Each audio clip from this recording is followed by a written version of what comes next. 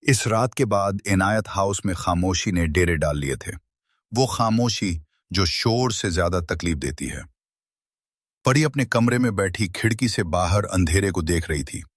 آنکھیں خشک تھیں مگر دل میں طوفان برپا تھا۔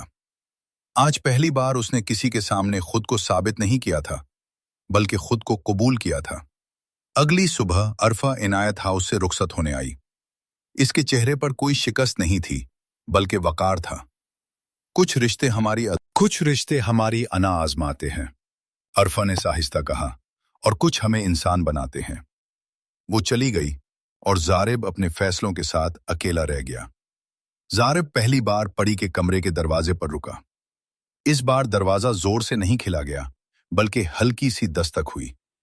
پری، اس نے آہستہ سے پکارا۔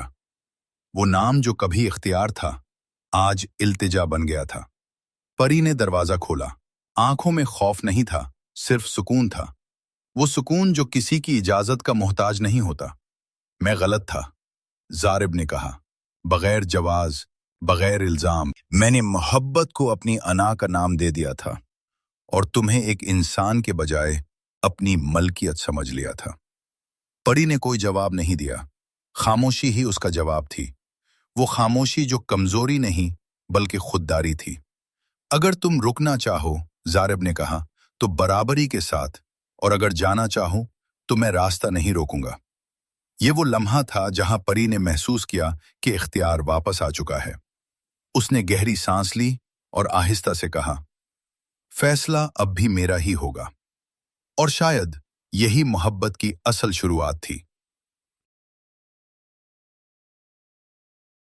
کہانی یہاں ختم نہیں ہوتی، کیونکہ کچھ فیصلے زندگی بدل دیتے ہیں۔ اگر آپ کو یہ کہانی اچھی لگی ہو تو ویڈیو کو لائک کریں، اپنی رائے کامنٹ میں ضرور بتائیں، اور ایسی مزید دل کو چھو لینے والی کہانیوں کے لیے ہمارا چینل سبسکرائب کریں۔ اور ہاں، اس ویڈیو کو شیئر کرنا مت بھولیے گا اپنے دوستوں کے ساتھ۔ اگلے حصے میں ایک نیا فیصلہ، ایک نیا امتحان۔ Like, comment, share, subscribe for the next part.